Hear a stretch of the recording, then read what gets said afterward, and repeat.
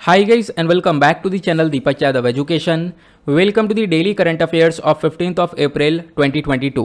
तो गाइज आज है तारीख 15 अप्रैल 2022 और है फ्राइडे। आज की तारीख से जितने भी मोस्ट इंपॉर्टेंट करंट अफेयर्स बनेंगे उन सभी करंट अफेयर्स को हम लोग डिटेल में डिस्कस करेंगे। तो चलो शुभारंभ करते हैं। बट उससे पहले गाइज अगर आप लोग को इस टॉप न्यूज़ एनालिसिस यानी टीएनए का पीडीएफ चाहिए तो क्या करना है, नीचे डिस्क्रिप्शन बॉक्स में आप सभी लोगों को पीडीएफ लिंक के नाम से एक लिंक मिल जाएगा, उस पर क्लिक करना। जैसे ही क्लिक करोगे एक चैनल ऑटोमेटिकली ओपन होगा, उसको जाकर आप लोग ज्वाइन कर लेना। वहां से आप लोग डेली टीएनए का पीडीएफ डाउनलोड कर पाओगे। अदरवाइज इस प्रकार से चैनल नहीं मिलता है तो एक और सिंपल तरीका है, डायरेक्टली टेलीग्राम पर जाओ, सर्च बॉक्स में टाइप करना दीपक यादव एजुकेशन, आपके सामने ये 3 चैनल निकल कर आएंगे।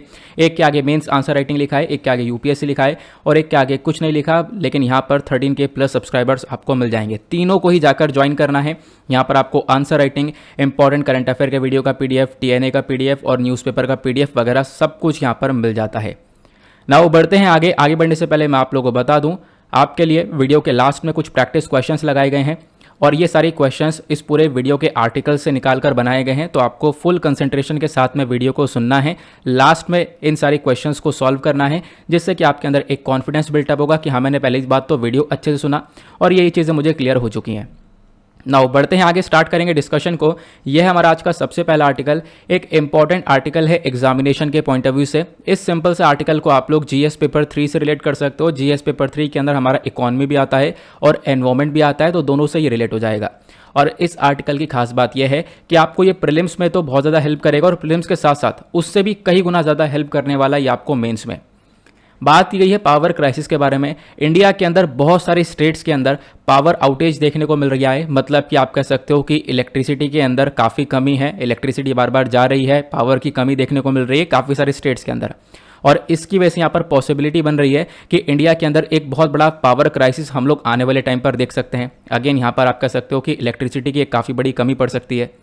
तो ये सारी बातें लाइव मिनट ने कवर की है और आप लोग देख पाओगे ये कल रात का आर्टिकल है और इम्पॉर्टेंट आर्टिकल है, क्योंकि इसको मतलब जब मैंने पढ़ा तो इसमें से काफ़ी सारे पॉइंट्स निकल कर आ रहे हैं कि मतलब डायरेक्टली प्रीलिम्स और मेंस दोनों में हेल्प करे। ये आप देख पाओगे और इस पूरे आर्टिकल को मैंने लगा दिया, चाहो तो आप लोग रीड कर सकते हो, लेकिन मैं आपको पढ़ाऊंगा। ये पूरा आर्टिकल मैंने आगे कॉपी पेस्ट कर दिया है। तो बेसिक से समझते हैं मुद्दा क्या है। देखो मुद्दा यह है कि अब गर्मियाँ आ चुकी हैं और इनफैक्ट अभी से गर्मी बहुत ज़्यादा पड़ रही है और टेम्परेचर लगातार इंक्रीज़ हो रहा है। अब टेम्परेचर इंक्रीज हो रहा है तो जो पावर की डिमांड है वो भी लगातार बढ़ रही है। आपको पता है हम लोग गर्मियों में और भी बहुत सारे गैजेट्स का इस्तेमाल कर रहे हैं, जिसकी वजह से यहाँ पर इलेक्ट्रिसिटी कंजम्पशन ज़्यादा हो चुका है, ज़्यादा इलेक्ट्रिसिटी कंज्यूम कर रहे हैं। तो यहाँ पर क्या हो रहा है, पावर की डिमांड भी लगातार इंक्रीज़ हो रही है। अब ऑब्वियस ही बात है, पावर की डिमांड बढ़ेगी, हम लोग ज़्यादा कंज्यूम करेंगे तो उसको जनरेट भी तो होना पड़ेगा ना, उतनी इलेक्ट्रिसिटी बननी भी तो होगी ना। क्योंकि इलेक्ट्रिसिटी के अंदर एक सबसे बड़ी प्रॉब्लम ये देखने को मिलती है कि इलेक्ट्रिसिटी बनती है, उसको हम लोग यूज़ कर लेते हैं, प्रॉपर स्टोर नहीं कर पाते। बैटरीज वगैरह के अंदर स्टोर करेंगे लेकिन कब तक स्टोर रहेगी वो, ठीक है, 4 दिन 5 दिन 8 दिन इस प्रकार से आप लोग देख पाओगे। तो यहाँ पर ये एक सबसे बड़ी प्रॉब्लम वाली चीज़ देखने को मिल जाती है। तो यहाँ पे अगर हम लोग बात करें तो गर्मियाँ आ चुकी हैं, पावर की जो डिमांड है वो लगातार बढ़ रही है, बहुत सारे स्टेट्स के अंदर बढ़ चुकी है और आने वाले टाइम पर जैसे जैसे गर्मियाँ और बढ़ेंगी पावर की डिमांड और ज़्यादा इंक्रीज़ हो जाएगी। क्लियर हुआ। इसी की वजह से यहाँ पर देखने को मिल रहा है कि पावर क्राइसिस भी बढ़ सकते हैं। बट यहाँ पे आप देख पाओगे काफ़ी सारे स्टेट्स के अंदर ये ऑलरेडी यहाँ पर देखने को मिल गया है कि यहाँ पावर क्राइसिस हो रहे हैं, लगातार बिजलियाँ कट रही हैं। वो स्टेट्स कौन कौन से हैं, आंध्र प्रदेश, मध्य प्रदेश, पंजाब, हरियाणा, तेलंगाना और महाराष्ट्र भी आपको देखने को मिल जाएगा। साथ ही साथ यहाँ पर बताया गया एक सबसे बड़ी प्रॉब्लम क्या देखने को मिल रही है, जो कोल स्टॉक है पावर जनरेशन कंपनीज के पास में। मतलब कि आपको पता होगा जो ये इलेक्ट्रिसिटी को बनाया जाता है, इलेक्ट्रिसिटी को बनाने के लिए यहाँ पर कोयला लगता है।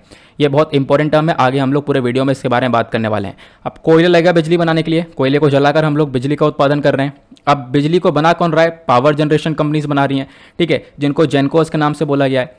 तो ये जो पावर जनरेशन कंपनी है इनके पास कोयले का स्टॉक प्रॉपर है ही नहीं, ठीक है। अब इनके पास यहाँ पर प्रॉपर कोयले का स्टॉक नहीं है, जिसकी वजह से यहाँ पर आप कह सकते हो बिजली बनेगी। ऑब्वियस सी बात है, कोयला चाहिए, कोयला जलाकर बिजली बनाएंगे, लेकिन अभी यहाँ पर जब प्रॉपर कोयला होगा नहीं तो बिजली का उत्पादन नहीं होगा और इधर डिमांड लगातार इंक्रीज हो रही है। तो क्या करना पड़ेगा, आगे यहाँ पर लाइट को यानी इलेक्ट्रिसिटी को कट डाउन करना पड़ेगा बार बार। तो ये यहाँ पर मुद्दा निकल कर आता है। आई होप आप लोग काफ़ी सिंपल से भाषा में समझ गए होंगे मुद्दा क्या चल रहा है। अब बात करते हैं कि किस प्रकार से कॉल का शॉर्टेज देखने को मिल रहा है और हमारे लिए क्या क्या रिक्वायरमेंट होती है। पहली लाइन बहुत इंपॉर्टेंट है और फैक्चुअल इन्फॉर्मेशन के अंदर आप लोग इसको नोट डाउन करके रख लेना। अगर हम लोग बात करें नॉर्मली एक पावर प्लांट जहां पर बिजली का उत्पादन हो रहा है, एक पावर प्लांट को लगभग अपने 26 दिन का कोल स्टॉक मेंटेन करके रखना होता है। मतलब इसका क्या है मैं आपको समझाता हूं। मान लो यहां पर आज ये पावर प्लांट काम कर रहा है और आज भी यहाँ पर इसके पास ऐसे, जैसे कि मान लो इसके पास रोजाना कोयला आ रहा है, कोयले की खदान से कोयला आता है रोज, उसके बाद वो जलाया जाता है, फिर उसके बाद उससे बिजली का उत्पादन हो रहा है। लेकिन मान लो आज कोई ऐसा क्राइसिस हो गया जिसकी वजह से कोयला नहीं आ पा रहा, और फिर 4 दिन हो गए, 5 दिन हो गए, कोयला नहीं आ पा रहा, 10 दिन हो गए, 15 दिन हो गए, कोयला नहीं आ पा रहा, तो तब तक पावर कंपनीज क्या करेंगी? तो उसके लिए पहले से यहाँ पर 26 दिन का कोयले का स्टॉक मेंटेन करके रखा जाता है, ये आप लोग को ध्यान रखना है। ठीक है, अब इस स्टॉक को मेंटेन करते हैं ताकि आगे कोई क्राइसिस आए, कोयला अगर नहीं आ पा रहा है इन कंपनीज के पास में, तो ये स्टॉक का कोयला उठाया और जलाया और इलेक्ट्रिसिटी को बनाना स्टार्ट किया। तो 26 दिन का कोयला मेंटेन करना होता है। लेकिन आज के टाइम पर सिचुएशन ऐसी आ गई है कि बहुत सारे पावर प्लांट्स के पास ये 26 दिन का कोयले का स्टॉक बचा ही नहीं है। ठीक है, उनके पास और भी कम यहाँ पर स्टॉक बचा है, और बहुत सारे पावर प्लांट्स ऐसे हैं जिनके पास प्रॉपर आप कह सकते हो कि रोजाना कोयला आ रहा है, रोजाना जनरेट हो रही इलेक्ट्रिसिटी, मतलब वहाँ पे बहुत ही ज़्यादा कमी हो चुकी है कोयले की। क्लियर हुआ? अब हमारे पास एक डेटा आता है कहाँ से? सेंट्रल इलेक्ट्रिसिटी अथॉरिटी से, CEA इसके यहाँ पर नाम है। सेंट्रल इलेक्ट्रिसिटी अथॉरिटी हम लोग को यह दिखाता है कि 97 पावर प्लांट्स 173 में से, मतलब 173 में से जो 97 पावर प्लांट्स हैं, इसके अंदर कोयले के अंदर जो भी स्टॉक है, कोयले का स्टॉक जो होता है उसके अंदर भारी भरकम गिरावट देखने को मिली है। उसके साथ साथ यहाँ पर बताया गया कि लगभग 155 जो नॉन पिट हेड प्लांट्स हैं। नॉन पिट हेड प्लांट्स कौन से होते हैं ध्यान रखना। देखो, एक तो होता है पिट हेड प्लांट्स, मैं आपको एक थोड़ा सा क्लियर जगह पे लेकर चलता हूँ, है ना, जो क्योंकि ये कॉन्सेप्ट इंपॉर्टेंट है तो इसको समझना होगा। देखो, एक होता है पिट हेड प्लांट और एक होता है नॉन पिट हेड प्लांट। अब इन दोनों के बीच में डिफरेंस क्या है मैं आपको समझाता हूँ। देखो, पिट हेड प्लांट क्या होता है? एक ऐसे पावर प्लांट जहाँ पे बिजली का उत्पादन हो रहा है, लेकिन वो जो पावर प्लांट है वो कोल माइन के पास में होता है, मतलब कि कोयले की खदान के पास में ही होता है, जहाँ से कोयला खोद के निकाला और इन पावर प्लांट्स में पहुँचा दिया, बिल्कुल पास में, ज़्यादा गैप नहीं होता। लेकिन जो नॉन पिट हेड प्लांट होते हैं, ये जो पावर प्लांट होते हैं, ये कोयले की खदान से बहुत ज़्यादा दूर होते हैं। अप्रॉक्स बताया जाता है 1500 किलोमीटर की दूरी पर यहाँ पर ये पावर प्लांट लोकेटेड होते हैं। तो ये कौन से पावर प्लांट हो गए? ये हो गए नॉन पिट हेड। क्लियर हुआ पिट हेड और नॉन पिट हेड के बीच का डिफरेंस? अब बात करें जो नॉन पिट हेड वाले हैं, जो कि बहुत ज़्यादा दूर हैं किससे? कोल माइन से। इनके अंदर और भारी भरकम गिरावट देखने को मिली है। इनका जो नॉर्मल स्टॉक होता है, उस नॉर्मल स्टॉक के कंपैरिजन में इनके पास सिर्फ और सिर्फ 28% का स्टॉक बचा हुआ है। और इसी प्रकार से जो बाकी 18 पावर प्लांट्स है जो कि कोल माइन के पास में लोकेटेड है, ठीक है, जो कोयल माइन के पास में आपको देखने को मिल जाएंगे, उनके अंदर भी अगर हम लोग बात करें, उनकी नॉर्मल रिक्वायरमेंट के कंपैरिजन में सिर्फ और सिर्फ 81% यहाँ पर उनके पास स्टॉक बचा है। तो मतलब हर तरीके से जो पावर प्लांट्स हैं उनके पास में कोयले का स्टॉक बहुत ज़्यादा कम हो चुका है। ये हमारे पास इन्फॉर्मेशन आती है और ये इन्फॉर्मेशन बिल्कुल ऑथेंटिक है। यहाँ पे सोर्स क्या है? वो है सेंट्रल इलेक्ट्रिसिटी अथॉरिटी। इनकी वेबसाइट पर जाकर आप लोग ये चीज़ें देख पाओगे। तो यहाँ पर बताया गया पिटहेड और नॉन पिटहेड प्लांट्स के बारे में, नंबर ऑफ प्लांट्स कितने कितने हैं, ठीक है, डेली रिक्वायरमेंट कितनी है इनकी, टोटल स्टॉक कितना है, नॉर्मेटिव स्टॉक कितना है। लेकिन आज के टाइम पर एक्चुअल और नॉर्मेटिव में दोनों के बीच में डिफरेंस देखने को मिलेगा। मतलब कि नॉर्मल के कंपैरिजन में आज के टाइम पर थोड़ा सा कम चल रहा है, ये आप लोग देख पाओगे। क्लियर हुआ? आगे आते हैं, अब बात करते हैं पावर क्राइसिस के बारे में। एक क्वेश्चन दिमाग में आएगा, क्या ये कॉल शॉर्टेज एक लौता रीजन है? क्या मतलब कोयले की कमी की वजह से ही पावर के अंदर क्राइसिस आ रहा है? एक लौता रीजन यही है क्या? तो ऐसा नहीं है, ये तो है, ये सबसे बड़ा कारण है। उसके बाद यहाँ पर और भी कारण है। दूसरा कारण क्या है? Lack of railway racks. मतलब कि आपको पता होगा मालगाड़ियों से यहाँ पर सामान ढोया जाता है, कोयला ढोया जाता है, ये सारी भी चीज़ें ढोई जाती हैं, आपको पता होगा, देखा भी होगा आपने। तो क्या है, इन रेलवे रैक्स की काफ़ी बड़ी कमी है, जिसकी वजह से जो ये कोयला है वो ट्रांसपोर्ट हो ही नहीं पा रहा है, एक जगह से दूसरी जगह नहीं जाया जा रहा है। तो जिसकी वजह से आप कह सकते हो ये भी एक बहुत बड़ी प्रॉब्लम बनकर आ रहा है। ये भी कहीं ना कहीं एक बहुत बड़ा रीज़न है पावर क्राइसिस के अंदर। दूसरा इंपॉर्टेंट रीज़न क्या है? जो स्टेट पावर डिस्ट्रीब्यूशन कंपनीज हैं, आपको पता होगा, देखो पावर जनरेशन कंपनीज अलग होती हैं। पावर जनरेशन कंपनी कौन है? जो कि इलेक्ट्रिसिटी को बना रही हैं, जनरेट कर रही हैं, ठीक है, इलेक्ट्रिसिटी को जनरेट कर रही हैं। दूसरे होते हैं डिस्कॉम। डिस्कॉम होती है स्टेट पावर डिस्ट्रीब्यूशन कंपनीज, जो कि इस इलेक्ट्रिसिटी को यहाँ से लेकर क्या करते हैं, ये डिस्ट्रीब्यूट करती हैं अलग अलग जगह में, आपके घरों तक पहुँचाती हैं। तो डिस्कॉम कंपनी अलग है और जनरेशन कंपनी अलग है, आपको ध्यान रखना है। अब होता क्या है, जो डिस्कॉम कंपनी है जो डिस्ट्रीब्यूट करती हैं, ये अब जब यहाँ से इलेक्ट्रिसिटी परचेस करेंगे तो ऑब्वियस ही बात है इसकी पेमेंट देनी होगी, है ना। पेमेंट देंगे, उसके बाद इनके पास बिजली आएगी, तब ये बिजली को सप्लाई कर पाएंगे, डिस्ट्रीब्यूट कर पाएंगे।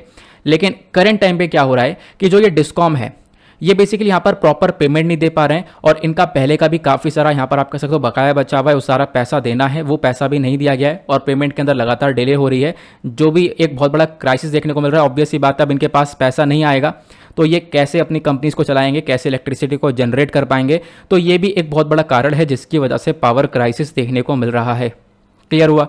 आगे बात करते हैं। तीसरा यहाँ पर एक और पॉइंट निकल कर आता है कि देखो, कोयला शॉर्टेज तो हुआ सबसे बड़ी प्रॉब्लम, दूसरा लैक ऑफ रेलवे रैक, तीसरा यहाँ पर पेमेंट के अंदर डिले हुआ और चौथा यहाँ पर कोविड-19 पेंडेमिक।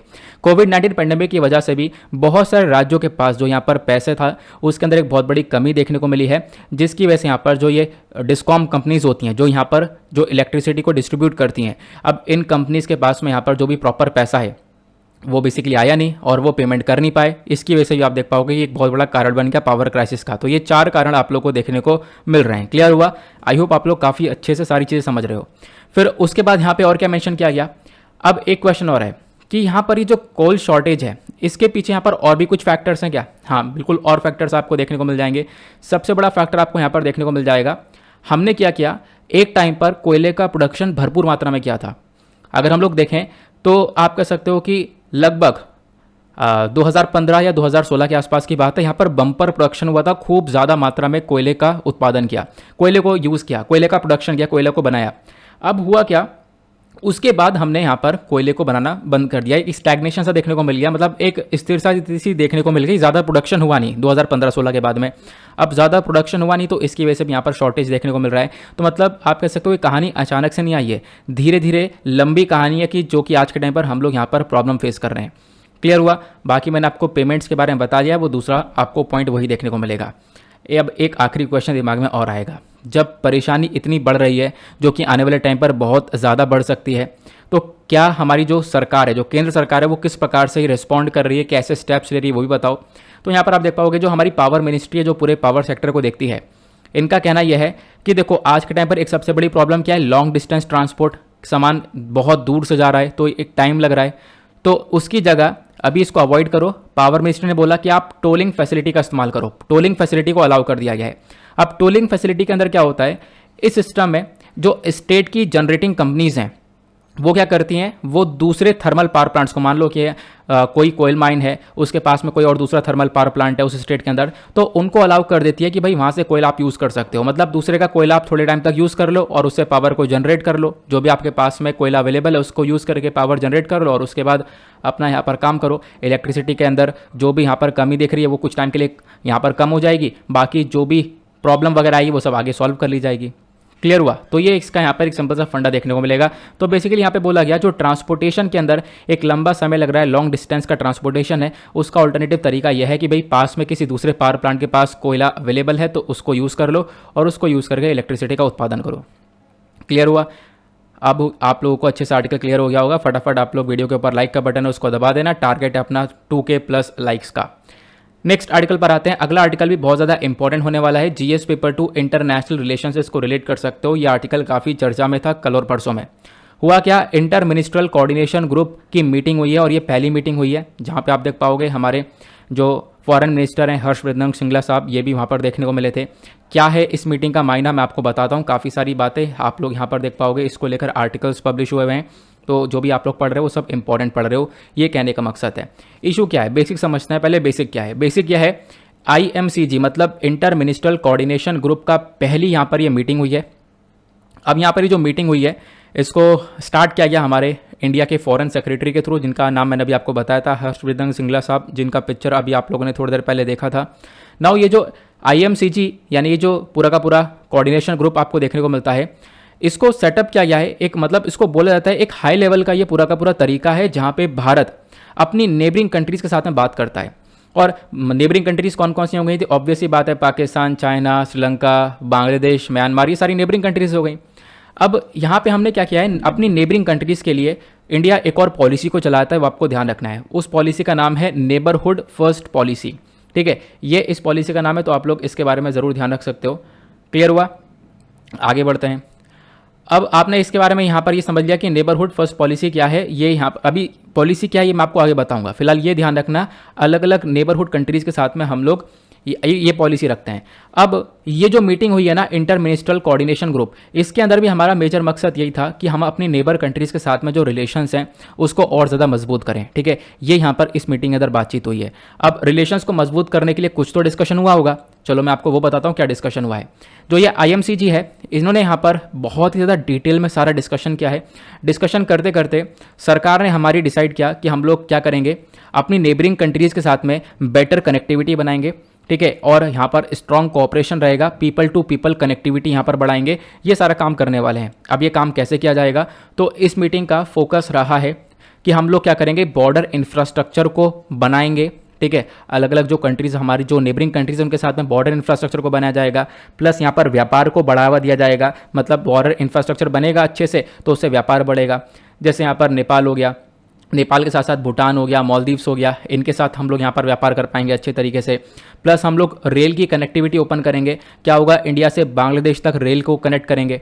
ठीक है, उसके बाद यहाँ पर हम लोग अफगानिस्तान को ह्यूमैनिटेरियन असिस्टेंस देंगे, म्यांमार को ह्यूमैनिटेरियन असिस्टेंस देंगे, क्योंकि आपको पता होगा अफगानिस्तान के अंदर भी फूड क्राइसिस आपको देखने को मिलेगा। इनकी इकॉनमी भी यहाँ पर पूरी तरह से ठप हो चुकी है। इसी प्रकार से म्यांमार के हालात आपको देखने को मिलेंगे जहाँ पर मिलिट्री कू आया हुआ है ना। सिचुएशन इन कंट्रीज़ के अंदर बहुत बुरी हैं, तो इनको हम लोग ह्यूमैनिटेरियन सपोर्ट देंगे। प्लस बात आती है श्रीलंका की, तो श्रीलंका और भारत के बीच में आपको एक फिशरमैन इशू देखने को मिलता है, मछुआरों का इशू। जो इंडिया के तमिलनाडु के बहुत सारे मछुआरे होते हैं, जब वो यहाँ पर फिशिंग करने जाते हैं तो इंटरनेशनल मैरीटाइम बाउंड्री को क्रॉस करके श्रीलंका की टेरिटरी के अंदर घुस जाते हैं। श्रीलंका के जो नेवी वाले पर्सन है वो इन लोगों को अरेस्ट कर लेते हैं। तो ये एक बहुत बड़ा विवाद बना हुआ है, इसको रिजॉल्व करने के बारे में चर्चा की गई है। तो ये सारा डिस्कशन हुआ। बेसिक पर्पस ये है कि इस मीटिंग का वो ये है कि यहाँ पर हम लोग अपनी नेबरिंग कंट्रीज़ के साथ में जो रिलेशंस हैं उसको और ज़्यादा मजबूत कर पाएँ। अब इसका इंपॉर्टेंस क्या देखने को मिलेगा, इंपॉर्टेंस ये है कि भारत इन कंट्रीज़ के साथ में अपने कोऑर्डिनेशन को इंप्रूव करेगा, अपने रिलेशंस को बहुत ज़्यादा इंप्रूव करेगा। कौन कौन सी कंट्रीज़ आप लोग यहाँ पर देख पाओगे, बांग्लादेश, भूटान, नेपाल, पाकिस्तान, इधर अफगानिस्तान हो गया, नीचे श्रीलंका हो गया। ये पूरा का पूरा साउथ एशिया वाला रीजन भी कहलाता है, ये आपको पता होगा। ठीक है, ये साउथ एशिया भी कहलाता है। आगे बात करते हैं। तो ये तो हमने समझ लिया मीटिंग के अंदर क्या क्या हुआ। फिर उसके बाद मैंने आपको जैसा बोला था स्टार्टिंग में कि मैं आगे आपको बताऊंगा भारत की नेबरहुड फर्स्ट पॉलिसी विजन क्या है। ठीक है, चलो इसको समझते हैं। एक इंपॉर्टेंट ये आर्टिकल हो जाता है। यहाँ पे आप लोग देख पाओगे सबसे पहली चीज़ आती है कनेक्टिविटी।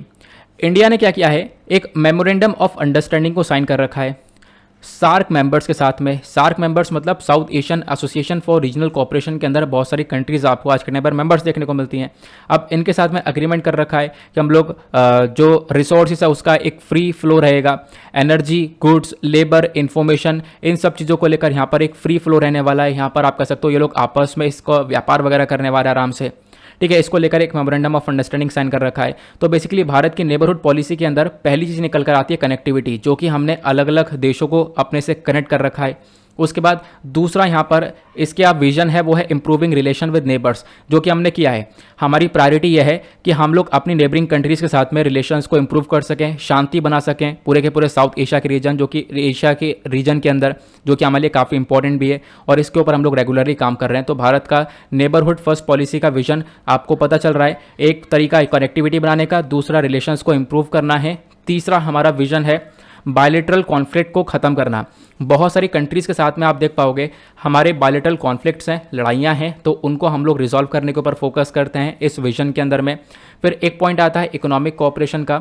भारत आज के टाइम पर फोकस करता है कि अपनी नेबरिंग कंट्रीज़ के साथ में जो व्यापार हैं, व्यापार के रिलेशंस को और ज़्यादा इंक्रीज़ कर लिया जाए। हम लोग इसी चक्कर में पार्टिसिपेट कर रहे थे, हमने इन्वेस्ट किया है सार्क के अंदर में। ठीक है, साथ ही साथ हमने व्हीकल डेवलपमेंट किया है। आपको पता होगा रिसेंटली मैंने एक न्यूज़ आप लोगों को पढ़ाई थी BBIN के बारे में। ठीक है, ये क्या है, बांग्लादेश, भूटान, इंडिया, नेपाल का लिंक है। मतलब अब क्या होगा, इन कंट्रीज़ के बीच में कनेक्टिविटी बना देंगे कि इन कंट्रीज़ में आराम से ट्रांसपोर्टेशन हो सकता है, बसेस चल सकती हैं, इधर से उधर इस कंट्री में हम लोग ट्रैवल कर सकते हैं। ठीक है, इससे क्या होगा, पीपल टू पीपल टाइज तो बढ़ेंगे, उसके साथ साथ यहाँ पर जो ट्रेड वगैरह, व्यापार वगैरह वो बढ़ेगा। इससे क्या होगा, व्यापार बढ़ेगा तो ऑब्वियस सी बात है ट्रांजैक्शंस होंगे, इकोनॉमिक कोऑपरेशन बढ़ता हुआ नजर आएगा, दोनों कंट्रीज़ को फायदा होता हुआ नजर आएगा। तो आप लोग यहाँ पर ये देख पाओगे। तो ये भी यहाँ पर भारत की नेबरहुड फर्स्ट पॉलिसी का विजन है। उसके बाद एक इसी विजन के अंदर एक और पॉइंट आता है डिजास्टर मैनेजमेंट। इस पॉलिसी का मेजर फोकस यह है, हम लोग यहाँ पर फोकस करते हैं डिजास्टर रिस्पॉन्स के ऊपर। जैसे कि मान लो किसी कंट्री के अंदर कोई डिजास्टर आता है या साउथ एशिया रीजन के अंदर कहाँ पर भी डिजास्टर आता है, तो उसको मैनेज करने के लिए हम लोग काम करते हैं, वेदर को फोरकास्ट करते हैं। अगर आप लोग देख पाओ, जैसे नेपाल की बात करते हैं हम लोग, तो नेपाल के अंदर नेपाल एक ऐसी जगह पर लोकेटेड है जहाँ पर बहुत सारे अर्थक्वेक वगैरह आते रहते हैं, ठीक है, खतरा बना रहता है। और एक टाइम पर एक बहुत भारी भरकम अर्थक्वेक आया था, आपको पता होगा, जहाँ पर अगेन भारत ने यहाँ पर नेपाल की काफ़ी मदद करी थी। तो इस पॉलिसी का मेजर मकसद भी यही है कि हम लोग कॉपरेट करें डिजास्टर रिस्पांस में, कि कहीं पर भी इस पूरे साउथ एशिया रीजन में, भारत और भारत की नेबरिंग कंट्रीज़ में अगर इस प्रकार से कोई भी ये डिजास्टर आता है तो उसको हम लोग कैसे टैकल करेंगे, ठीक है, उसके लिए हम लोग आपस में मिलकर काम करते हैं। ये हमारा विजन है। उसके बाद एक विजन है हमारा मिलिट्री और डिफेंस कॉपरेशन का। भारत आज के टाइम पर फोकस करता है इन कंट्रीज़ के साथ में हम लोग अपने सिक्योरिटी टाइज को और ज़्यादा मजबूत कर रहे हैं, मिलिट्री कॉपरेशन करें। अब मिलिट्री कॉपरेशन कैसे हो सकता है, तो आपने ये तो शुरू से ही पढ़ा है मेरे साथ, वो यह है कि बायलैटरल एक्सरसाइज करवाई जाती हैं, अलग अलग डिफेंस अभ्यास होते हैं, ठीक है, जो कि यहाँ पर अभ्यास के अंदर पार्टिसिपेट वगैरह करके हम लोग फोकस कर रहे हैं कि हम अपने मिलिट्री और डिफेंस कॉपरेशन को बढ़ा कर रखें, ठीक है। ये जो आपस में कंट्रीज़ हैं आपस में कनेक्ट रहें, इनका एक बहुत अच्छी दोस्ती रहे, ये मेजर फोकस है हमारे नेबरहुड फर्स्ट पॉलिसी विजन का। तो आपने तो समझ लिया, कहोगे बहुत अच्छा कॉन्सेप्ट है, ठीक है। अब इसके अंदर कुछ कमियां भी हैं, इश्यूज़ क्या हैं वो हम डिस्कस करते हैं। पहला इशू निकल कर आता है ग्रोइंग चाइनीज़ प्रेशर। चाइना का प्रेशर बहुत ज़्यादा बढ़ चुका है आज के टाइम पर हमारी नेबरिंग कंट्रीज़ के ऊपर, ये आपको भी पता है। सबसे पहले एग्जाम्पल बात करें, इंडो पैसिफिक का एग्जाम्पल हो गया, जैसे कि मान लो यहाँ पर ये इंडिया का मैप नीचे से हुआ, इधर आपको इंडियन ओशन देखने को मिल जाएगा, इधर आपको पैसिफिक ओशन देखने को मिल जाएगा। इस पूरे रीजन की हम जब बात करते हैं तो इसमें चाइना का जो अग्रेशन है वो लगातार बढ़ रहा है। इसी अग्रेशन को टैकल करने के लिए आपको पता होगा क्वाड ग्रुप को बनाया गया है, जिसमें यहाँ पर आपको पता है इंडिया, उसके बाद ऑस्ट्रेलिया, जापान और यूएस आपको देखने को मिल जाते हैं, ठीक है। तो चाइना एक बड़ी प्रॉब्लम बन के बैठा हुआ है हमारी नेबरिंग कंट्रीज़ के साथ में, जिसकी वजह से हम लोग को भी काफ़ी प्रॉब्लम होती है। दूसरा, एक चाइना का एक इनिशिएटिव देखने को मिलता है, बेल्ट एंड रोड इनिशिएटिव, आपको पता होगा। बेल्ट एंड रोड इनिशिएटिव क्या है, तो आप देख पाओगे ये चाइना है, चाइना दुनिया भर को कनेक्ट करने के बारे में चर्चा करता है, ठीक है। इस प्रकार से आप देख पाओगे ये जो रास्ता है, ये जो ब्लू वाला रास्ता आप देख पाओगे लैंड के माध्यम से, पिंक वाला मैरीटाइम समुद्र के माध्यम से रास्ता बनाया गया है, ये पूरे दुनिया भर को कनेक्ट करने के बारे में चर्चा करता है। ये चाइना का बेल्ट एंड रोड इनिशिएटिव है, ठीक है। उसके बाद यहाँ पर चाइना पाकिस्तान इकोनॉमिक कॉरिडोर देखने को मिल जाएगा। मतलब कि क्या है, यही बेल्ट एंड रोड इनिशिएटिव का ये भी पार्ट है। सीपैक कॉरिडोर आपको पता होगा, सीपैक कॉरिडोर की जब हम लोग बात करते हैं तो आपको यहाँ देखने को मिलेगा, इधर देखो ये पाकिस्तान हुआ, ठीक है, पीछे ये ग्वादर पोर्ट हुआ, ऊपर चाइना हुआ। तो यहाँ से चाइना ने इस प्रकार से ये चाइना पाकिस्तान इकोनॉमिक कॉरिडोर निकाल रखा है। इनफैक्ट भारत के पाकिस्तान ऑक्यूपाइड कश्मीर वाले रीजन से, जिसको पाकिस्तान ने इलीगल तरीके से कब्जा रखा है, लेकिन वो हिस्सा भारत का ही है, ठीक है। तो यहाँ से हमारी आप कह सकते हो टेरिटरी में से ये पूरा का पूरा प्रोजेक्ट निकाल रखा है। तो अगेन सबसे बड़ा कंसर्न यहाँ से बना है, सबसे बड़ा यहाँ पर ये चिंता हमारे लिए यहाँ से बन जाती है, ठीक है। ये आप देख पाओगे रियलिटी में इस प्रकार से चाइना पाकिस्तान इकोनॉमिक कॉरिडोर बना हुआ है, क्लियर हुआ। फिर उसके बाद यहाँ पर आप लोग देख पाओगे, ये तो पहला इशू हुआ कि हाँ भाई चाइना का जो प्रेजेंस है वो लगातार बढ़ रहा है और भी कंट्रीज़ के अंदर लगातार इन्वेस्टमेंट कर रहा है। इसकी वजह से हमारी जो नेबरहुड पॉलिसी है वो कहीं ना कहीं उसके अंदर एक सबसे बड़ा चैलेंज बना हुआ है। दूसरा एक बहुत बड़ा कारण आपको ये देखने को मिल जाएगा। दूसरा कारण क्या है, दूसरा कारण है कि देखो इंडिया आज के टाइम पर वेस्टर्न कंट्रीज़ की तरफ थोड़ा सा ज़्यादा झुकता हुआ नजर आएगा, ठीक है। हम लोग वेस्टर्न कंट्रीज़ की तरफ ज़्यादा जा रहे हैं। इनफैक्ट बात कर दी गई यहाँ पे क्वाड की, ठीक है, क्वाड हो गया, मल्टीलेटरल और मिनीलेटरल इनिशिएटिव्स हम लोग यहाँ पर अलग अलग कंडक्ट कर रहे हैं। तो इन कंट्रीज़ के साथ हमारे रिलेशंस थोड़े से बढ़ रहे हैं और इसी चक्कर में क्या हो रहा है, हम लोग अपनी नेबरिंग कंट्रीज़ के ऊपर ध्यान नहीं दे पा रहे। अब नेबरिंग कंट्रीज़ के ऊपर ध्यान नहीं दिया गया और इसी वजह से जो श्रीलंका है वो कहाँ पे जाना चालू कर दिया, चाइना की तरफ। तो श्रीलंका कहाँ पे चला गया, चाइना की तरफ। हम लोगों ने फोकस किया इधर की साइड में वेस्टर्न कंट्रीज़ में और श्रीलंका ने इधर फोकस कर लिया चाइना की तरफ। चाइना भी ने भी यहाँ पर दबाकर इन्वेस्टमेंट कर दिया श्रीलंका के ऊपर। इन्वेस्टमेंट करने के बाद में यहाँ पे आप कह सकते हो कि जो इनका बहुत सारी टेरिटरी है, इनफैक्ट यहाँ पर जो आप हम्बनतोता पोर्ट देखने को मिलेगा वो भी यहाँ पर पूरी तरह से खरीद लिया है 99 साल के लिए। तो ये चीज़ यहाँ पर देखने को मिलेंगी। दूसरी कमी यह है, और अब इस हम्बनतोता का पोर्ट को खरीदा है तो इसकी वजह से भी भारत के लिए एक सबसे बड़ी प्रॉब्लम बन गया है। और चाइना वैसे भी एक प्रॉब्लम है, क्योंकि आपको पता होगा स्ट्रिंग ऑफ पर्ल के बारे में। ये चाइना की एक स्ट्रैटेजी है स्ट्रिंग ऑफ पर्ल की, मतलब चाइना ने एक मोतियों की माला बुन दी है भारत के आसपास। जैसे कि आप देख पाओगे यहाँ पर है ग्वादर पोर्ट बना दिया चाइना ने, ठीक है। अब ग्वादर पोर्ट बनाए तो यहाँ पर बैठा है चाइना। उसके बाद यहाँ पे मालदीव्स में अपना इन्वेस्टमेंट करके यहाँ पे बैठा हुआ है चाइना। इधर श्रीलंका के अंदर हम्बनतोता पोर्ट को पूरी तरह से 99 साल के लिए ले लिया है, तो यहाँ पे बैठा हुआ है चाइना। उसके बाद बांग्लादेश के अंदर पोर्ट बनाया, यहाँ पर बैठा है। म्यांमार के अंदर एक पोर्ट बना रखा है, तो यहाँ पे बैठा है। इस प्रकार से चाइना ने इंडिया को सब तरफ से घेर रखा है, ठीक है। तो यहाँ पे फोकस हम लोग को क्या करना होगा, एक वे फॉरवर्ड ये हो सकता है, हमें अपनी नेबरिंग कंट्रीज़ के ऊपर थोड़ा ज़्यादा फोकस करना होगा, जो नेबरिंग कंट्रीज़ हैं, ठीक है, यहाँ पे हमें थोड़ा सा ज़्यादा जोर देना होगा क्योंकि अभी क्या है, इंडिया ने उधर फोकस किया तो आप लोग देख पाओगे यहाँ पे क्या हो गया कि चाइना और श्रीलंका के बीच में यहाँ पर रिलेशंस बढ़े भी, और इनफैक्ट अब तो श्रीलंका की हालत जो है वो काफ़ी ख़राब है, आपको पता होगा। भारत लगातार सपोर्ट कर रहा है श्रीलंका को इस समय। क्लियर हुआ? आगे चलते हैं अगले आर्टिकल पर। नेक्स्ट आर्टिकल भी काफ़ी इंपॉर्टेंट होने वाला है, खासकर इसको जीएस पेपर 3 एनवायरमेंट से रिलेट कर सकते हो। यहाँ पे बात यही है इंडिया के सोलर पावर एनर्जी टारगेट्स के बारे में। देखो एक बहुत बड़ी रिपोर्ट आई है, ऑथर ने यहाँ पर ये सारी चीज़ें लिखी हैं और बताया इंडिया का जो भी सोलर टारगेट है, हमने जो टारगेट रखा था वो टारगेट हम लोग अभी अचीव नहीं कर पाए, और उसमें बहुत सारे फैक्टर्स हैं, बहुत सारे कारण हैं जिसकी वजह से टारगेट्स हम लोग अचीव नहीं कर पाए। ये सारी बातें मैं आपको बताऊंगा, इंपॉर्टेंट है, डायरेक्टली आपको मेंस में भी यहाँ पर पूछा जा सकता है। तो यहाँ पे आप देख पाओगे पूरा आर्टिकल लगा दिया, आगे मैंने इसको कॉपी पेस्ट कर दिया। तो बेसिक, पहले बेसिक क्या है, देखो इंडिया ने अपना टारगेट रखा था, हम 2022 तक जो भी एनर्जी है उसमें हम लोग 100 गीगावाट का सोलर पावर कैपेसिटी इंस्टॉलेशन करेंगे। मतलब 100 गीगावाट तक की जो पावर जनरेट होगी वो हमारी सोलर एनर्जी से जनरेट हो रही होगी, सूर्य के माध्यम से जनरेट हो रही होगी। अब सोलर एनर्जी से हम लोग कैसे बिजली को बना सकते हैं, उस बिजली को बनाने के लिए हमें चाहिए होंगे सोलर पैनल्स। अब सोलर पैनल्स को इंस्टॉलेशन करना पड़ेगा। हमने टारगेट रखा था कि हम लोग इंस्टॉल करेंगे 100 गीगावाट तक के सोलर पैनल्स को इंस्टॉल कर देंगे, लेकिन यहाँ पे वो टारगेट अचीव नहीं हो पाया। 2022 के 8 महीने रह गए हैं, लेकिन हम लोग वो टारगेट अभी 50% अचीव कर पाए हैं, ये यहाँ पर बोला गया। तो इंडिया ने जो डिसाइड किया था अपना, आप कह सकते हो 100 गीगावाट तक का एक क्लीन एनर्जी हमारे पास हो, साफ सुथरी एनर्जी, क्योंकि दूसरी तरफ अगर हम लोग बिजली का उत्पादन करते हैं तो वहाँ पर कोयले को जलाना पड़ता है, आपको पता है, जिससे पोल्यूशन बहुत ज़्यादा होता है। तो क्लीन एनर्जी के मामले में हमारा टारगेट ये था 2022 के अंदर 100 गीगावाट तक का, वो हम लोग अचीव नहीं कर पाए, बहुत पीछे रह गए। उसके पीछे कारण क्या मैं आपको बताऊंगा, एक एक करके समझेंगे। पहले मैं आपको थोड़ा सा इतिहास बताता हूँ, भारत की सोलर पॉलिसी क्या रही है स्टार्टिंग से। 2011 से जो इंडिया का सोलर सेक्टर है उसके अंदर एक बहुत बड़ी ग्रोथ देखने को मिली है आज के टाइम तक। इनफैक्ट ग्रोथ यहाँ पर 59% की देखने को मिल जा रही है। 2011 के अंदर में हम लोगों के पास में जो सोलर सेक्टर से एनर्जी जनरेट हो रही थी वो 0.5 गीगावाट की थी, और आज के टाइम पर हम इसको बढ़ाकर 55 गीगावाट तक पहुँच चुके हैं। ये 55 गीगावाट तक 2021 तक का ये सोलर कैपेसिटी है हमारी। और साथ ही साथ यहाँ पे कुछ रिपोर्ट्स ने बताया Jawaharlal Nehru national solar mission, जिसको हम लोग बोलते हैं नेशनल सोलर मिशन के नाम से, इस मिशन को हम लोग लेकर आए जनवरी 2010 के अंदर।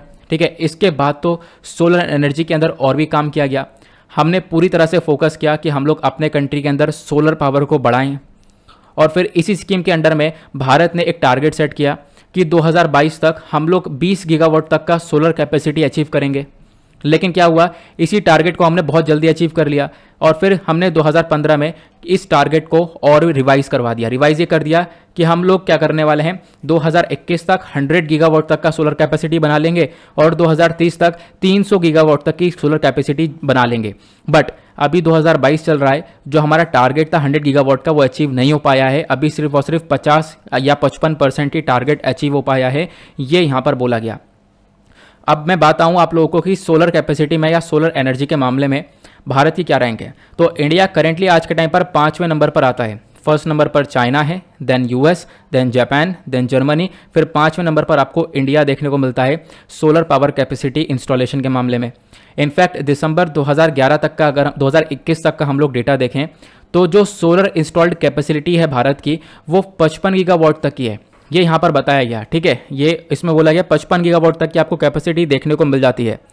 उसके बाद बताया गया जो ये 55 गीगावाट है, इसमें जो ग्रिड की कनेक्टिविटी है वो हमें 77% पावर दे रहा है, और बाकी कनेक्टिविटी से मतलब कि जो बाकी छत के ऊपर जो सोलर पैनल से लगाए जा रहे हैं बाकी उनसे मिल रही है। मतलब क्या है, आप देख पाओगे जो 55 गीगावाट तक की हमारी पावर कैपेसिटी है उसमें से जो 77 यहाँ पर प्रतिशत जो पावर कैपेसिटी है वो आपको इस प्रकार से बड़े बड़े ग्रिड देखने को मिलेंगे।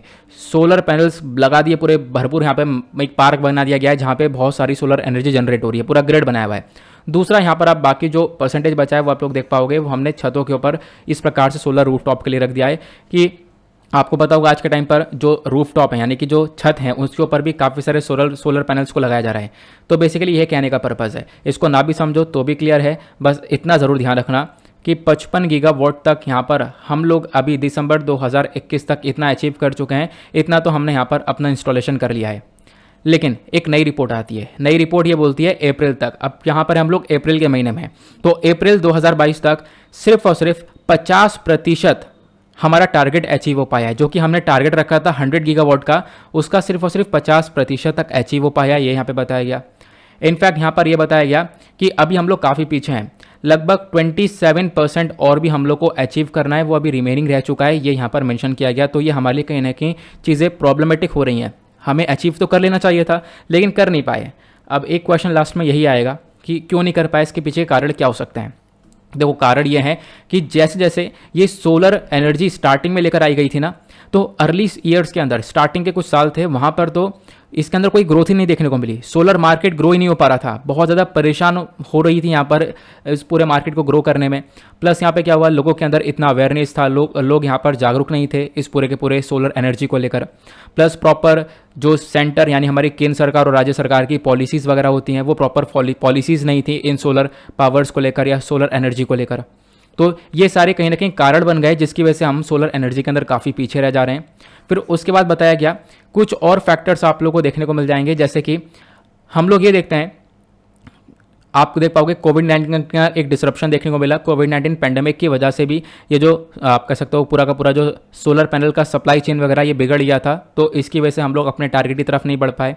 दूसरा, जो हम लोग यहाँ पर सामान को इंपोर्ट कर रहे हैं, जो सोलर पैनल्स के सेल्स और मॉड्यूल्स को इंपोर्ट किया जाता है अलग देश से, तो उस इंपोर्ट के ऊपर काफ़ी सारा टैक्स यानी कर लगा दिया जा रहा है। ठीक है, तो ये कहीं ना कहीं चीज़ें प्रॉब्लम हो जा रही हैं, जिसकी वजह से सोलर इंस्टॉलेशन में हम लोग काफ़ी पीछे रह जा रहे हैं। आई होप आपको क्लियर हो चुका है। इसी वजह से हम लोग अपने टारगेट को अचीव नहीं कर पाए।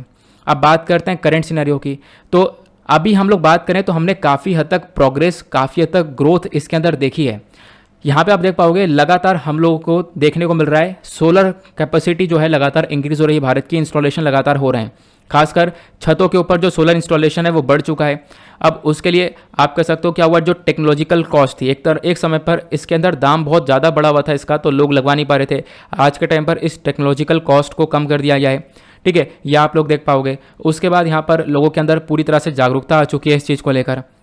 तो आप देख पाओगे कि आज के टाइम पर इसके अंदर एक बूस्टअप मिला हुआ है, और करंट स्टेट के अंदर, करंट सिनेरियो में हम लोग इस पूरे के पूरे सोलर एनर्जी के अंदर लगातार ग्रो कर रहे हैं करंट सिनेरियो में। तो यहाँ पर ये हो गया।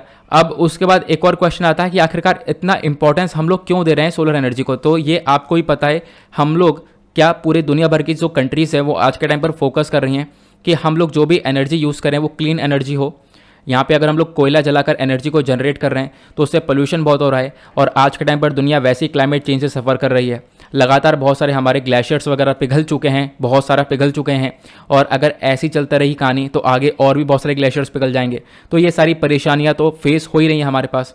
तो इसके लिए यहाँ पर क्या होगा, हम लोग कोयला जलाना ही बंद कर दें, ठीक है, पोल्यूशन करना ही बंद कर दें। अब पोल्यूशन नहीं करेंगे तो बिजली कैसे बनेगी, तो उसके लिए यहाँ पर सोलर एनर्जी एक बहुत अच्छा ऑप्शन है। उसके बाद विंड एनर्जी ऑप्शन है। तो ये सारी चीज़ हम लोग देखने को मिलती हैं, इसी वजह से हम लोग सोलर पावर के ऊपर बहुत ज़्यादा अच्छी तरीके से फोकस कर रहे हैं।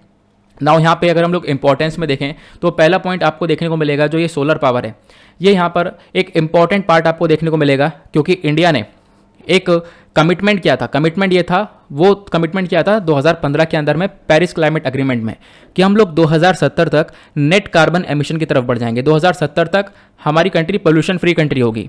अब वो कैसे हो सकती है, जब हम पहले से ही ये स्टेप उठाएंगे, कोयले को जलाना कम करेंगे, पोल्यूशन को करना कम करेंगे, तो उसमें हम लोग यहाँ पे ये सोलर पावर को इंक्लूड करते हैं।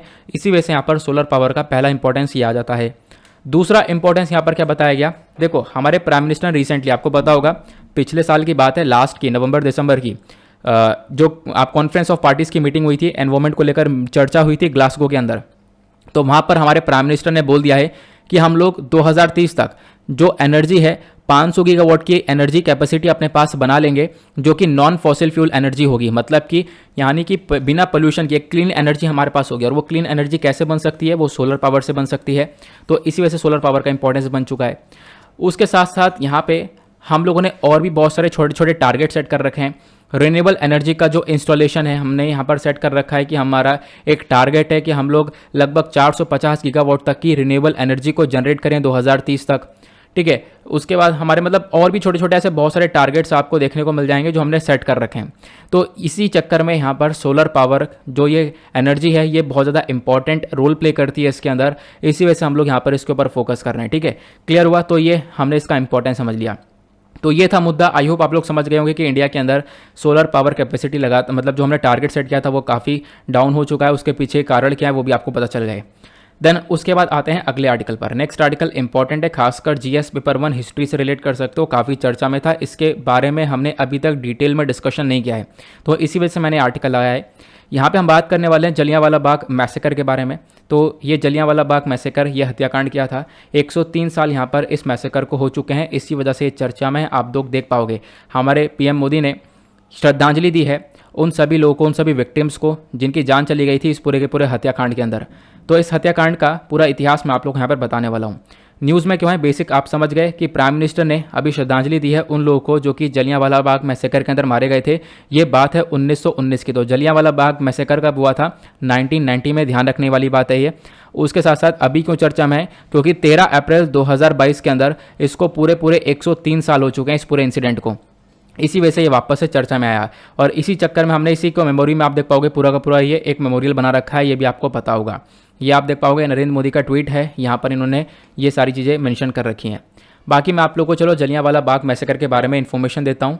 वो इन्फॉर्मेशन क्या है? पहला पॉइंट, जलियांवाला बाग जो मैसेकर है, जो हत्याकांड है, या फिर इसको अमृतसर मैसेकर के नाम से भी जाना जाता है, इसकी तारीख है 13 अप्रैल 1919। इसी वजह से अभी 13 अप्रैल 2022 में इसको 103 साल हो गए। अब ये जो मैसेकर है, यहाँ पे बहुत सारे इनोसेंट मासूम लोगों को मार दिया गया था गुरखा ब्रिटिश इंडियन आर्मी के थ्रू। इस आर्मी को ऑर्डर मिला था किसका? Anglo Indian brigadier REH Dyer का, ठीक है। तो इस ब्रिगेडियर ने ये ऑर्डर दिया जिसके बेसिस पर आर्मी ने गोलियां चला दी थी और वो सारे जो लोग थे वहाँ पर उस पार्क के अंदर थे, जलियांवाला बाग के अंदर थे, उन लोगों को मार दिया था, ठीक है। जबकि वो लोग प्रोटेस्ट कर रहे थे, एक पीसफुल प्रोटेस्ट चल रहा था अगेंस्ट द रॉलेट एक्ट, ठीक है। इसका बिल्कुल बेस क्या है? बेस ये है कि मतलब लोगों को क्यों मारा गया, उसके पीछे का रीज़न ये था कि उस समय अंग्रेज एक एक्ट को लेकर आ गए थे जिसका नाम था रॉलेट एक्ट। रॉलेट एक्ट 1919, ये आपको ध्यान रखना है। अब ये एक्ट ना लोगों को पसंद नहीं आया, तो लोग प्रोटेस्ट कर रहे थे इस एक्ट के अगेंस्ट में। अगर मैं आपको बताऊं ये एक्ट था क्या, तो रॉलेट एक्ट 1919 में लगभग आप कह सकते हो वर्ल्ड वॉर 1 1914 से लेकर 1918 के बीच में चला, ठीक है। अब उसके बाद आप लोग देखोगे जो ब्रिटिश गवर्नमेंट है, ब्रिटिश गवर्नमेंट ऑफ इंडिया, इन्होंने काफ़ी सारे इमरजेंसी पावर की सीरीज़ वगैरह यहाँ पर बना डाली थी। फिर उसके बाद इन्होंने क्या किया? इन्होंने ये किया कि लगभग जो सरकार है उसको बहुत सारी पावर दे दी गई, ठीक है, और जो पॉलिटिकल एक्टिविटीज़ उनको ख़त्म कर दिया गया।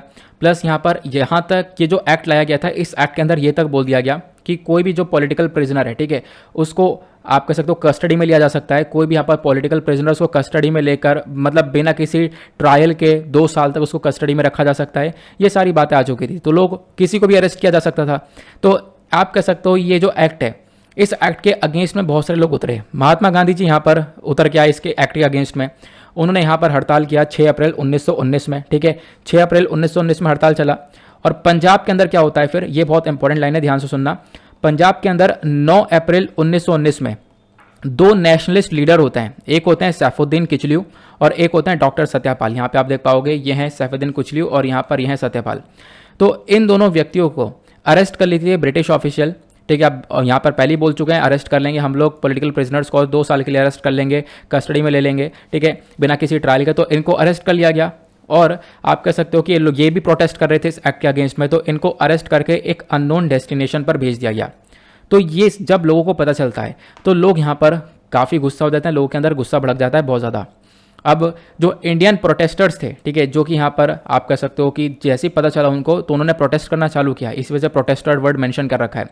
लगभग आप कह सकते हो हज़ारों की कगार में, बोला जाता है 10 या 1000 की कगार में अगर हम लोग बात करें, तो जो ये प्रोटेस्टर्स हैं ये सब साथ में इकट्ठे हुए।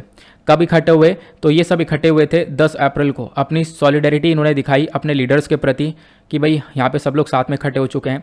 अब इस प्रोटेस्ट को रोकने के लिए सरकार ने, यानी कि जो ब्रिटिश गवर्नमेंट हुआ करती थी, अंग्रेजों ने मार्शल लॉ यहाँ पर लगा दिया था, ठीक है। और जो ये पंजाब है, पंजाब का जो पूरा का पूरा लॉ एंड ऑर्डर है पंजाब के अंदर, वो सब ब्रिगेडियर जनरल डायर के पास चला गया था। अब आते हैं यहाँ पे, मतलब प्रोटेस्ट चलना चालू हो गया था 10 अप्रैल से। अब 10 अप्रैल से प्रोटेस्ट चल रहा है, लेकिन ये इंसिडेंट कब होता है? 13 अप्रैल को। 13 अप्रैल को बैसाखी डे भी होता है। तो यहाँ पर क्या होता है, इस दिन जो ये 1919 की बात चल रही है, तो इस दिन मतलब एक भारी भरकम भीड़ होती है लोगों की, जो कि यहाँ पर सब इकट्ठे होते हैं जलियांवाला बाग में, प्रोटेस्ट कर रहे होते हैं, ठीक है, कि इस रॉलेट एक्ट के अगेंस्ट में। साथ ही साथ यहाँ पर जो अभी सैफुद्दीन किचलू और सत्यपाल जी को अरेस्ट कर लिया गया है, इनको छुड़वाने के लिए यहाँ पर प्रोटेस्ट चलता है। अब जब ये प्रोटेस्ट कुछ यहाँ पे ज़्यादा चलने लगता है, काफ़ी लोग इकट्ठे हो जाते हैं, तो उस समय पर ब्रिगेडियर जनरल डायर इस सीन में आते हैं। और ब्रिगेडियर जनरल डायर क्या करता है, ये यहाँ पर आप कह सकते हो कि इस पूरे के पूरे जो अनआर्म्ड क्राउड है, मतलब जिनके पास कोई हथियार नहीं है, ये सब बेचारे यहाँ प्रोटेस्ट कर रहे थे, ठीक है, शांतिपूर्वक प्रोटेस्ट कर रहे थे। और ऐसे बाग में प्रोटेस्ट कर रहे थे जहाँ पर सिर्फ और सिर्फ एक ही गेट था, एक ही दरवाज़ा था वहाँ पर, ठीक है, उस बाग के अंदर, तो कहीं भागने की जगह भी नहीं थी। तो उस दरवाजे को बंद कर दिया गया और उसके बाद वो जो आर्मी थी उन्होंने यहाँ पर इन भीड़ के ऊपर लगातार गोलियां चलानी शुरू कर दी, इस जनरल डायर के आप कह सकते हो कि ऑर्डर के ऊपर। क्लियर हुआ? तो ये सारा मुद्दा यहाँ पर क्रिएट हुआ था। अब क्या हुआ, इसी चक्कर के अंदर बहुत सारे लोगों की जान चली गई थी। इसी को हम लोग बोलते हैं जलियांवाला बाग मैसेकर। जलियांवाला बाग के अंदर ये पूरा का पूरा इंसिडेंट हुआ था। क्लियर हुआ? फिर उसके बाद एक और पॉइंट है यहाँ पे, लास्ट वाली लाइन है जिसको ऐड कर सकते हो, वो ये है, अब जब ये सब कुछ हो गया, हमारा पूरा इंसिडेंट क्रिएट हो गया, तो उस इंसिडेंट के बाद में जो हमारी गवर्नमेंट ऑफ इंडिया है वो यहाँ पर एक इन्वेस्टिगेशन बैठाती है, बोलती है कि भाई एक इन्वेस्टिगेशन होनी चाहिए इस पूरे के पूरे जलियांवाला बाग इंसिडेंट का। तो एक हंटर कमीशन बैठता है, ठीक है, 1920 के अंदर, जो कि यहाँ पर डायर को फिर उसको सज़ा मिलती है उसके एक्शन की, जो भी ये काम करता है, मतलब जिसने भी यहाँ पर ये गोलियाँ चलवाई थी उसको अपनी सज़ा मिलती है, प्लस यहाँ पर उसको ऑर्डर दिया जाता है कि वो मिलिट्री से रिज़ाइन कर दे पूरी तरह से, ठीक है। तो आप लोग ये देख सकते हो, ये सब कुछ होता है इस जलियांवाला बाग मैसेकर के अंदर। क्लियर हुआ? तो ये इंपॉर्टेंट आर्टिकल था, पिछले कुछ टाइम से चर्चा में था, इसके बारे में मैंने आपके साथ डिस्कशन नहीं किया था, तो मैंने सोचा डिस्कशन कर लेते हैं, आपको पढ़ा देता हूँ इसके बारे में। उसके बाद आते हैं अगले आर्टिकल की तरफ। नेक्स्ट आर्टिकल बहुत इंपॉर्टेंट होने वाला है। यहाँ पर जीएस पेपर 1 ज्योग्राफी का हम लोग एक कॉन्सेप्ट सीखेंगे, कोस्टल इरोजन। कोस्टल इरोजन बहुत ज़्यादा चर्चा में है, तो मैं आपको प्रॉपर बताऊंगा, कुछ यहाँ पर की टर्म्स वगैरह भी समझेंगे जो कि डायरेक्टली पूछ लिए जाते हैं जीएस पेपर 1 के अंदर। कोस्टल इरोजन आप नाम से समझ पा रहे होंगे, जो ये कोस्टल एरिया है, तट वाले एरिया हैं, आप देख पाओगे इस प्रकार से सड़क टूट गई है, यहाँ पे पूरा का पूरा एक कोस्ट बना पड़ा था। अब क्या हुआ, यहाँ पर पानी के बहाव के चक्कर में ये क्या हुआ, पूरा का पूरा जो कोस्ट है, आधे से ज़्यादा कोस्ट बह गया, इसके अंदर पानी यहाँ पर अपने साथ बहा के ले गया। इसी को हम लोग बोलते हैं कोस्टल इरोजन। ये आज के टाइम पर बहुत ज़्यादा बढ़ चुका है। इनफैक्ट बंगाल के अंदर सबसे ज़्यादा आपको ये कोस्टल इरोजन देखने को मिलेगा, ऐसा ये द हिंदू का आर्टिकल है। पहली चीज़ यहाँ पर मैं आपको बता दूँ, ये कोस्ट है क्या, तो आप देख पाओगे इंडिया एक बहुत बड़ी कोस्ट लाइन शेयर करता है यहाँ पर, मतलब इंडिया का इतना बड़ा जो हिस्सा है ये आप देख पाओगे समुद्र के पास में। इधर आपको गुजरात, गोवा, इधर उसके बाद यहाँ पे आपको बंगाल देखने को मिलेगा, वेस्ट बंगाल हो गया, ओडिशा हुआ, आंध्र प्रदेश, तमिलनाडु, केरला, ठीक है, ये सारे यहाँ पर स्टेट्स आपको देखने को मिल जाते हैं। तो ये सब यहाँ पे क्या है, सब कोस्टल स्टेट्स हैं, ये सब आपको यहाँ पर समुद्र के किनारे देखने को मिलेंगे। अब होता क्या है, ये देखो इशू यहाँ पर क्या है, बेसिक क्या है, बेसिक ये है कि मिनिस्ट्री ऑफ अर्थ साइंस यहाँ पे इन्फॉर्म करती है लोकसभा को, इन्फॉर्म ये करती है कि जो भारत का कोस्ट लाइन है, वो भारत का कोस्ट लाइन कितने किलोमीटर का है, 6907.18 किलोमीटर का एक लंबा चौड़ा कोस्ट लाइन है, ठीक है, मतलब समुद्र से हम लोग इतना बड़ा बॉर्डर शेयर करते हैं। और इस कोस्ट लाइन के अंदर कहीं ना कहीं कोस्टल इरोजन हो रहा है। कोस्टल इरोजन मतलब क्या होता है, आगे मैं आपको थोड़ा सा बताऊंगा। तो कोस्टल इरोजन देखने को मिल रहा है, साथ ही साथ इन्होंने बताया लगभग 34% तक का जो भी यहाँ पर ये इरोजन आपको देखने को मिलेगा, प्लस 26% का जो ये कोस्ट लाइन इरोजन देखने को मिलेगा। मतलब कि देखो दो कॉन्सेप्ट होते हैं, एक होता है कोस्टल इरोजन और दूसरा होता है कोस्टल एक्रीशन। तो 34% से इरोजन हो रहा है, 26% से एक्रीशन देखने को मिल रहा है और 40% यहाँ पर चीज़ें स्टेबल हैं। स्टेबल मतलब यहाँ पे ना इरोजन हो रहा है ना एक्रीशन हो रहा है। पहले मैं आप लोग को इरोजन और एक्रीशन के बारे में समझाता हूँ, फिर उसका कहानी को आगे बढ़ाएंगे। कोस्टल इरोजन क्या है, तो सिंपल सा यहाँ पर इसका डेफिनेशन है। कोस्टल इरोजन एक प्रोसेस है जिसके अंदर जो लोकल सी लेवल होता है, ठीक है, अब क्या होता है, मतलब कि जो समुद्र का लेवल होता है वो बढ़ जाता है। बढ़ने के पीछे कई सारे कारण है, क्लाइमेट चेंज एक बहुत बड़ा कारण देखने को मिलेगा। कोस्टल इरोजन के अंदर क्या होता है, समुद्र का लेवल बढ़ जाएगा, स्ट्रॉन्ग वेव्स बन जाएंगी, मतलब समुद्र की लहरें यहाँ पर काफ़ी तेज़ हो जाएंगी और इसके चक्कर में क्या होगा, वो जो समुद्र की लहरें वो तट से जो यहाँ पे सॉइल है, सैंड है, रॉक्स हैं, वो सब अपने साथ बहा के ले जाएंगी। इसी को हम लोग बोलते हैं कोस्टल इरोजन। अब एक तो इरोजन हो गया, दूसरा होता है एक्रीशन। एक्रीशन के अंदर क्या होता है, तो आप लोग समझो दोनों एक दूसरे के कॉम्प्लीमेंट्री हैं। मान लो यहाँ पर क्या हुआ, जब सैंड, सेडिमेंट्स, ये सारी चीज़ें, जब रॉक वगैरह एक जगह से हटकर, मतलब समुद्र के तट से हटकर पानी बहा के ले जाएगा, बहा के ले जाएगा तो मतलब इरोजन हो गया। लेकिन जब ले जाएगा तो दूसरी जगह इकट्ठा भी तो कर देगा ना, तो एक जगह से बहा के ले गया तो वो इरोजन कहलाएगा, दूसरी जगह पर जब इकट्ठा कर दिया तो वो अक्रीशन कहलाएगा। ठीक है, तो सॉइल इरोजन तो loss of land, human habitation की वो जो सी वाटर है वो सारी चीज़ें अपने साथ बहा के ले जाता है, तो आपने समझ लिया। लेकिन जो सॉइल एक्रीशन है वो क्या है भाई, यहाँ पर क्या होता है, एक तरफ लैंड बनता चले जाता है, लैंड एरिया बढ़ता चले जाता है, क्योंकि एक तरफ से बहा के गया और दूसरी तरफ पर वो इकट्ठा हो गया, तो उसको हम लोग बोलते हैं एक्रीशन। तो यही यहाँ पर लोकसभा के अंदर इंफॉर्मेशन दी गई है मिनिस्ट्री ऑफ अर्थ साइंस के थ्रू। इन्होंने बोला कि इंडिया का जो कोस्टल एरिया है लगभग 6,907 किलोमीटर का, यहाँ पे अगर हम लोग बात करें तो 34% से इरोजन देखने को मिला है, 26% से यहाँ पर एक्रीशन देखने को मिला है, और 40% का एरिया स्टेबल है, ना उसमें इरोजन हुआ है ना वहाँ पर एक्रीशन हुआ है। फिर अब इस डेटा को और भी डिटेल में लेकर आए, बताया गया कि जो वेस्ट बंगाल है वो सबसे ज़्यादा सफ़र किया है। वेस्ट बंगाल का जो कोस्टल एरिया है वो 323.07 किलोमीटर का आपको देखने को मिलेगा, जिसका 60% तक एरिया के अंदर इरोजन देखने को मिलेगा, वहाँ पर जो चीज़ें वो बह गई हैं। उसके बाद वेस्ट बंगाल के बाद दूसरा नंबर आप देख पाओगे केरला का है। केरला के अंदर भी यहाँ पर इरोजन 46.4% से देखने को मिला। तमिलनाडु के अंदर 42.7% से यहाँ पर इरोजन देखने को मिला है। ये सारा डेटा दिया गया। अब उसके बाद यहाँ पर एक क्वेश्चन दिमाग में आएगा कि चलो इरोजन हो रहा है, इसका क्या इम्पैक्ट, क्या असर पड़ सकता है। तो इसका इम्पैक्ट क्या पड़ेगा मैं आपको बताता हूँ। देखो जो रिक्रिएशनल एक्टिविटीज़ होती हैं, अब यहाँ पे इससे क्या होगा, देखो यहाँ पे इस प्रकार से इरोजन हो गया, ये पूरा का पूरा एरिया यहाँ से चला गया, बीच वगैरह खत्म हो गया, तो सन बाथिंग, पिकनिक हो रही है, देखो पिकनिक वगैरह लोग करने जाते हैं, स्विमिंग होती है, सर्फिंग, फिशिंग, बोटिंग, डाइविंग, वो सारी चीज़ें हो पाएंगी, नहीं हो पाएंगी। ठीक है, वो सब यहाँ पर नहीं हो पाएगा। जो बीचेस हैं, बीच मतलब जो हमारे बीच बने हुए होते हैं, इनका साइज़ बहुत ज़्यादा कम हो जाता है, ये हालात यहाँ पर हो जाते हैं, पानी यहाँ तक पहुँच जाता है, सिचुएशन काफ़ी ख़राब हो जाती है। तो आप कह सकते हो ये सारा इम्पैक्ट पड़ता है कोस्टल इरोजन का। तो ऑब्वियस ही बात है इम्पैक्ट तो पड़ता है, खासकर जो कोस्टल एरियाज़ के अंदर लोग रह रहे हैं। यहाँ पे आप देख पाओगे काफ़ी सारे लोग रहते भी हैं, काफ़ी सारे लोग यहाँ पर कमा के खाते भी हैं उस पर्टिकुलर एरिया से। तो क्या है, वो सब लोगों के ऊपर एक बुरा असर यहाँ पे पड़ जाता है इस कोस्टल इरोजन का। क्लियर हुआ। अब उसके बाद ये कुछ की टर्म्स जिसके बारे में आपको पता होना चाहिए, इंपॉर्टेंट है। देखो कोस्टल इरोजन के अंदर मतलब काफ़ी सारी आपको चीज़ें देखने को मिलती हैं। जैसे हम लोग यहाँ पर ये पूरा स्ट्रक्चर देखते हैं, ये हो गया बीच। ठीक है, ये सैंड वगैरह जो हमारा बीच होता है, इस प्रकार से बीच हो जाता है, बीच समुद्र के किनारे, तो ये बीच हो गया। बीच के बाद जो ये पूरा का पूरा एक क्लिफ बनी हुई है, इसको हम लोग बोलते हैं सी क्लिफ। ऊपर मैरिन ट्रेसेस हैं। उसके बाद ये वाला जो रीजन है पूरा का पूरा ये बे बन गया है। ठीक है, यहाँ पर आप देख पाओगे ये बे बन गया है, इसको बे बोलते हैं। और ये जो हिस्सा आगे निकला हुआ है इसको हेडलैंड बोला जाता है। यहाँ पर आप देख पाओगे इस प्रकार से समुद्र के अंदर आपने रॉकिंग देखी होंगे, इसको सी स्टैक बोला जाता है। उसके बाद इस प्रकार से आपने समुद्र में ऐसे यहाँ पर आर्क बने हुए देखे होंगे, इसको सी आर्क बोला जाता है।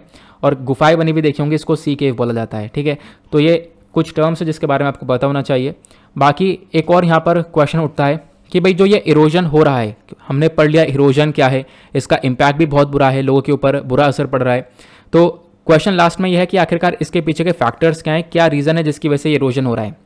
सबसे पहला रीज़न क्या है, देखो जो ये वेव एनर्जी है, सबसे पहले वाला रीज़न एक नेचुरल रीज़न। नेचुरल रीज़न क्या है, पानी की जो वेव है, जो लहरें हैं, उनके अंदर एनर्जी बढ़ जा रही है, उनका जो पोटेंशियल है वो इंक्रीज हो जाता है।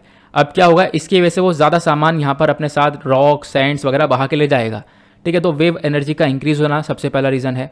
फिर दूसरा रीज़न नेचुरल हैजार्ड्स, जैसे साइक्लोन यानी तूफान आ गया, चक्रवात आ गया, चक्रवात अपने साथ में सारी चीज़ें बहा ले जाता है।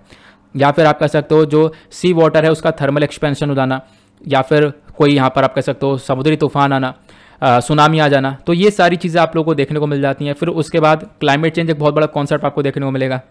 क्लाइमेट चेंज यहाँ पर क्या हो रहा है, लगातार पोल्यूशन बढ़ रहा है, जिसकी वजह से ग्लेशियर्स वगैरह पिघल रहे हैं। इसकी वजह से जो पानी का स्तर है वो बढ़ जाता है। अब वो पानी का स्तर बढ़ा है तो अगेन वो क्या होगा, वेव जो है वो एनर्जी जनरेट करेंगी, और उसके बाद वो जो वेव है वो अपने साथ में ये कोस्टल इरोजन क्रिएट करेंगी। तो ये सारे के सारे यहाँ पर नेचुरल फिनोमेना देखने को मिलेगा। नेचुरली यहाँ पर आप देख पाओगे किस प्रकार से कोस्टल इरोजन हो रहा है।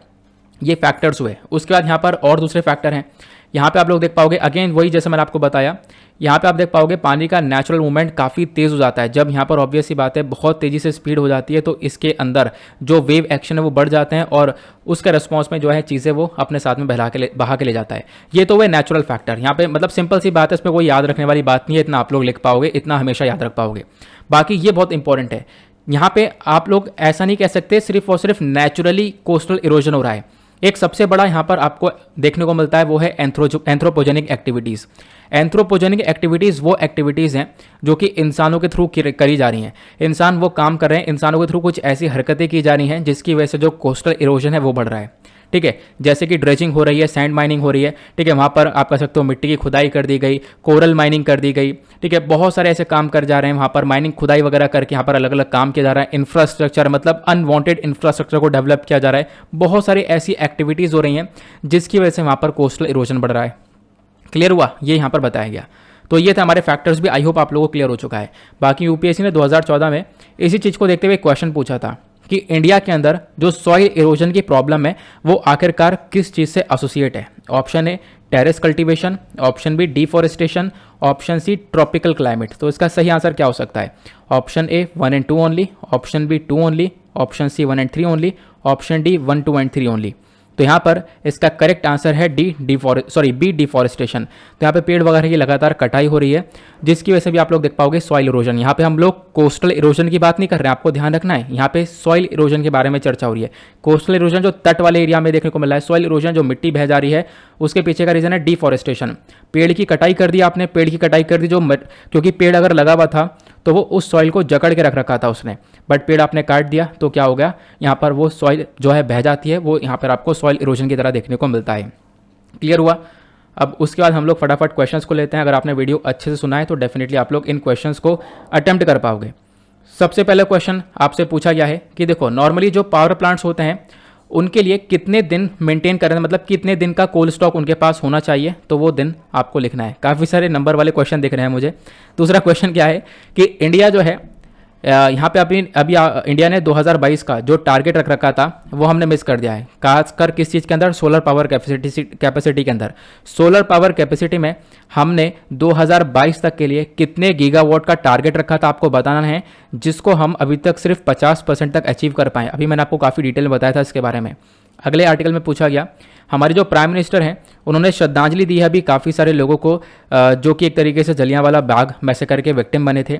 अब ये जो जलियांवाला बाग मैसेकर ये कौन से साल में हुआ था और अभी 13 अप्रैल 2022 में चर्चा में था। ऐसा क्यों चर्चा में था आपको यहाँ पर बताना है। कितने साल यहाँ पर हो चुके हैं इस पूरे के पूरे जलियांवाला बाग मैसेकर के इंसिडेंट को। उसके बाद अगला क्वेश्चन, पंजाब के अंदर हमने देखा था 9 अप्रैल 1919 की बात है, मतलब ये वाला जो आर्टिकल है ये भी जलियांवाला बाग से रिलेटेड है ये क्वेश्चन जो है। तो पंजाब के अंदर 9 अप्रैल 1919 के अंदर 2 नेशनलिस्ट लीडर थे, वो लीडर्स को अरेस्ट कर लिया गया था ब्रिटिश ऑफिशियल्स के थ्रू, जिसके बाद लोगों के अंदर गुस्सा जागा, लोगों ने प्रोटेस्ट किया। उसके बाद यहाँ पर ये पूरा का पूरा जलियांवाला बाग मैसेकर देखने को मिलता है। तो वो 2 व्यक्ति कौन थे, नीचे कॉमेंट सेक्शन में आपको उनका नाम बताना है। उसके बाद लास्ट क्वेश्चन क्या है, इंडिया के अंदर बात करें जो प्रॉब्लम है सॉइल इरोजन की वो कहीं ना कहीं यहाँ पर एसोसिएट है डिफॉरेस्टेशन से, मतलब पेड़ की कटाई की वजह से सॉइल इरोजन हो रहा है। मतलब जो अभी क्वेश्चन मैंने आपके साथ डिस्कस किया था वही क्वेश्चन दिया गया है। तो आपको बताना है ये ऑप्शन, मतलब ये जो पूरा सेंटेंस है ये राइट है या रॉन्ग है, तो राइट या रॉन्ग में आपको इसका आंसर देना है। आई होप आप सभी लोग यहाँ पर इसको अच्छे से समझ गए होंगे। इन सभी क्वेश्चंस के आंसर्स मैंने आप लोगों को आगे दे दिए हैं, यहाँ पर आप लोग अटेम्प्ट कर पाओगे, ठीक है, इसको अच्छे से देख पाओगे, बट खुद सॉल्व करोगे तो ज़्यादा बेहतर रहेगा।